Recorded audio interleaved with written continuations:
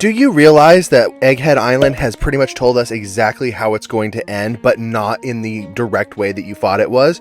Well, we're going to talk about the 7 hints that have popped up throughout that have pretty much told us exactly how this is going to end. From the giant's arrival to the activation of the giant robot, all of these are going to contribute to one outstanding final that is absolutely going to rock One Piece when it happens. Egghead Island has been considered one of the best arcs in One Piece so far and has revealed a ton about the world, characters, and the potential future for the series. And its upcoming ending has the entire One Piece community in anticipation.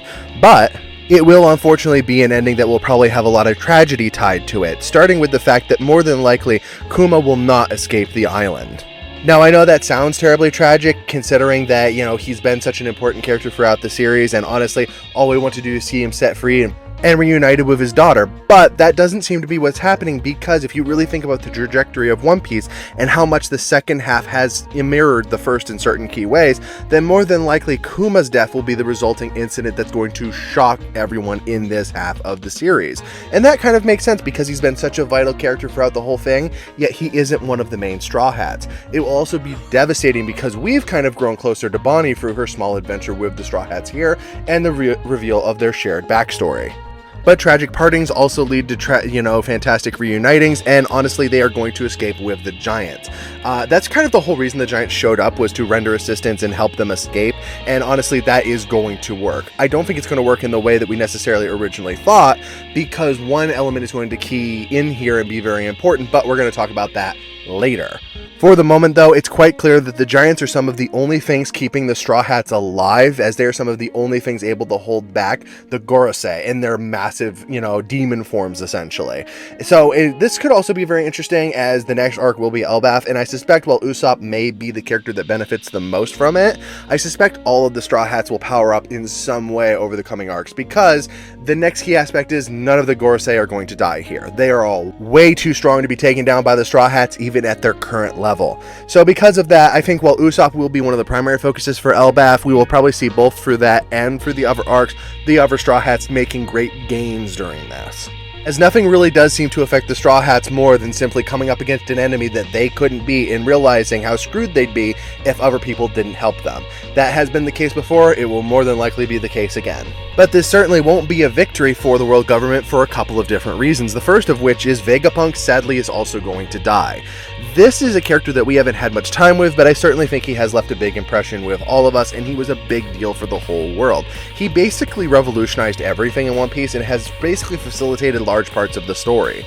His death is going to undoubtedly affect everything. Every faction has had some connection to him in some way, and because of that, his passing will rock everyone. It will also more than likely mean the loss of Punk records, unless that can be preserved somehow, which is entirely possible. His brain was entirely intelligent to the point he created computers in this, what was originally supposed to be a pirate world, but that does lead to the next setback for the world government, and this one is really going to tick them off because they're going to lose the Mother Flame. The Mother Flame has been the piece of technology that they have been most keen on trying to preserve while on Egghead, and it is not fully explained yet. It seems to be the One Piece world's equivalent of a nuclear reactor, perhaps even stronger than that. It was the weapon that was used on Lulasia Kingdom, and it is really potentially powerful. I mean, Vegapunk describes it as probably the strongest thing he seems to have ever created. He actually says maybe he shouldn't have created it, and its loss is definitely going to be a huge setback for the world government. That having been said, I think it will have another effect as well, which we will cover at the end.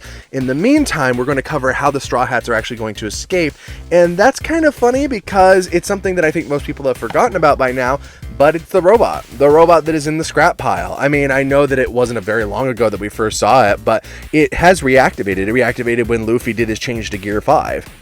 But we haven't seen it since, and because of that, it more than likely will show up at the last minute and make a big deal.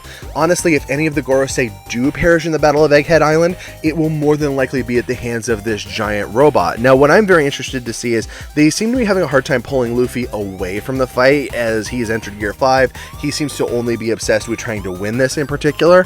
By converse, it might be the robot that actually separates him, because I'm wondering if, since he activated the Drums of Liberation, it might start responding to him. If so, this could be another way to info dump a large portion of the Lost Civilization, as as we have covered before, that was very much tied into Joy Boy and a lot of other aspects of the world, and the robot is tied into that. We don't know a lot about it yet, and that reveal could be coming on the way.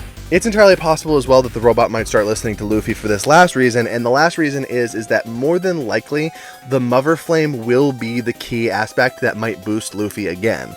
There's an interesting set of theories tied around this as to what the Mother Flame is, how it relates to the ancient civilization, how it relates to certain devil fruits, but in my personal opinion, I actually think that it might be a weak version of Luffy's devil fruit, and because of that, it might actually be the spark he needs to realize he has much more potential in him.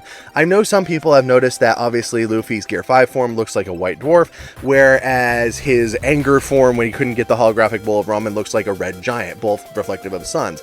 But he doesn't seem to have hit his peak yet, his strongest form. It's entirely possible that the Mother Flame either will activate that or will inspire that within him, because I think that is the true form of his mythical zone fruit. But if you'd like to know more about characters that could potentially unlock their true power, go ahead and check out this video about Zoro possibly unlocking more power from his swords.